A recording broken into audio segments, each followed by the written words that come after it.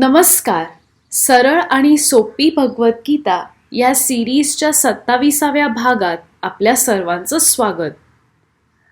ज्ञान कर्म संन्यास योग म्हणजेच गीतेतला 4था अध्याय हा आपण समजून घ्यायचा प्रयत्न करत आहोत. कुठलीही कृती करताना आपल्याला आपले मन शांत ठेवून काम करणे काही शक्य नाही. मनात काही ना काही विचार तर येतातच. शांत मनाने अपेक्षा न ठेवता केलेले काम आपल्याला आपल्या आत्म्याशी जोडू शकते. हे करायचे तरी कसे जाणून घेऊया आजच्या भागात. कर्मण्य कर्म यः पश्येत अकर्मणि च कर्म यः सबुद्धिमान मनुष्येषु सयुक्तः कृत्स्न कर्म कृत. ह्या श्लोकातून श्रीकृष्ण अर्जुनाला सांगतात की जी लोक क्रियेत निष्क्रियता आणि निष्क्रियतेत क्रिया बघू शकतात ती खरी ज्ञानी लोक. ते खरे योगी कारण ते सगळ्या कृती करतात आणि ते स्वतःच आपल्या कृतींचे गुरु असतात.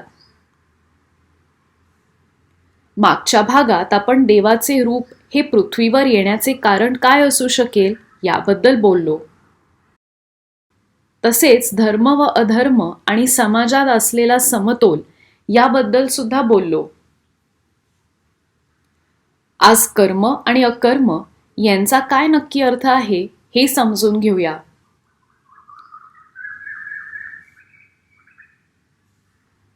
या दोन संकल्पनांमध्ये फरक करणे थोडेसे अवघड आहे. जरासं सोपं करण्याकरता आपण कर्म याला ॲक्शन आणि अकर्म याला इनॲक्शन अशा संदर्भात बोलूया. इनॲक्शन म्हणजे नो ॲक्शन ॲट ऑल असा अर्थ नाही, पण कुठलीही क्रिया करताना मन शांत ठेवणे, कृतीतून अपेक्षा न ठेवणे, मनात अहंकार, राग किंवा अभिमान अशा भावना न ठेवणे म्हणजेच इनॲक्शन इन दी ॲक्शन. ॲक्शन हा प्रकृतीचा भाग आहे. ॲक्शनला आपण कायनेटिक एनर्जी अशा दृष्टिकोनातून बघू शकतो. तसेच ही ॲक्शन नाशवंत म्हणजेच पेरिशेबल किंवा डिस्ट्रक्टेबल आहे. इनॲक्शन त्याच्या उलट आहे. इनॲक्शन आत्म्यात असते, ती स्थिर असते. हीच इनॲक्शन अविनाशी म्हणजे इनडिस्ट्रक्टेबल किंवा इनपेरिशेबल असते. जेव्हा आपल्याला या दोघांमधला फरक सांगता येत नाही तेव्हा आपण गोंधळल्यासारखे होतो. उदाहरणार्थ, एका ट्रेनमध्ये बसलो आणि बाहेर बघितलं तर असं वाटतं की आपण स्थिर आहोत आणि आपल्या आजूबाजूची झाडे, नद्या, शेती या सगळ्या गोष्टी मागे जात आहेत. माणूस कुठलीही कृती करताना जेव्हा आपला अहंकार, अभिमान बाजूला ठेवून ती कृती करतो तेव्हा तो इनॲक्शन इन दी ॲक्शन या पद्धतीने ही कृती करत असतो. म्हणजेच तो आपले कर्तव्य पार पाडत आहे कारण ते कर्तव्य त्याच्या धर्माचा एक भाग आहे. He is working to fulfil his duties.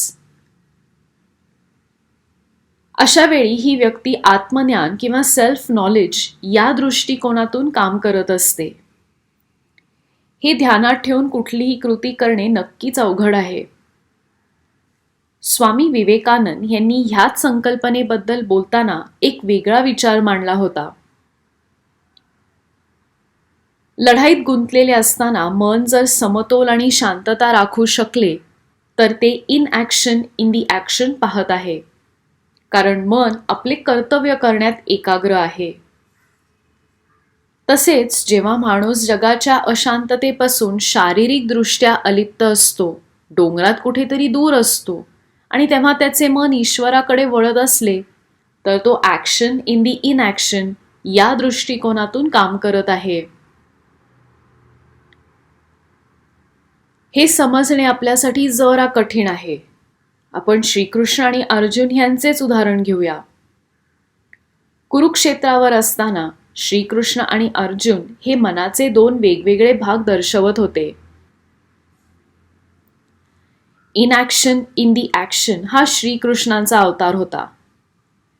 आपल्या डाव्या हाताने श्रीकृष्णांनी 4 पांढऱ्या घोड्यांची लगाम पकडली होती आणि त्यांचा उजवा हात हा चिन्मुद्रा दर्शवत होता.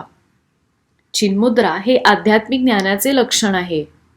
इट्स अ मुद्रा इंडिकेटिंग विजडम. याचा अर्थ असा होतो की श्रीकृष्ण लढाईसाठी तयार तर होतेच, पण त्यांच्या चेहऱ्यावर शांतता होती. त्यांचे मन ठाम होते. लढाईत सामील होणे म्हणजे ही कृती झाली, आणि ही कृती, ही ॲक्शन म्हणजे प्रकृतीचा भाग आहे. पण त्यांचा आत्मा हा शांत होता, आणि हा आत्मा म्हणजे अकर्म किंवा इनॲक्शन. ते ह्या कृतीत आपले मन शांत ठेवू शकले. Shrikrishna was the embodiment of inaction in the action. दुसऱ्या बाजूला अर्जुनाने आपल्या हातातले धनुष्य व बाण बाजूला ठेवले. तो हताश झाला होता. बघणाऱ्याला वाटले असणार की अर्जुन अकर्म किंवा इनॲक्शन या मार्गावर चालत आहे. त्याच्या मनात वेगळाच गोंधळ चालला होता. दुःख, भीती या सगळ्या भावना त्याला अस्वस्थ करत होत्या. आपल्या कर्तव्यांचा संघर्ष म्हणजे कॉन्फ्लिक्ट ऑफ ड्युटी त्याला त्याच्या कृतीपासून दूर नेत होता. ॲक्शन इन दी इनॲक्शन हा अर्जुनाचा अवतार होता. ॲक्शन, इनॲक्शन या गोष्टींचा आपल्या दैनंदिन जीवनात काय उपयोग, असा प्रश्न आपल्याला पडू शकतो. कदाचित आपल्या रोजच्या ॲक्टिव्हिटीजमध्ये उपयोग नसेल, पण एखादी क्रिया करताना जर आपल्याला कुठल्या प्रकारचा संकोच मनात आला, तर आपण या 2 गोष्टींचा विचार करू शकतो. ॲक्शन ही प्रकृतीशी जोडलेली आहे, तर इनॲक्शन ही आपल्या आत्म्याशी. आपण असं म्हणू शकतो की हा विचार आपल्याला आत्मज्ञानाच्या जवळ नेईल. ज्ञान आणि आपले कर्म याविषयी अधिक जाणून घेऊया पुढच्या भागात. धन्यवाद.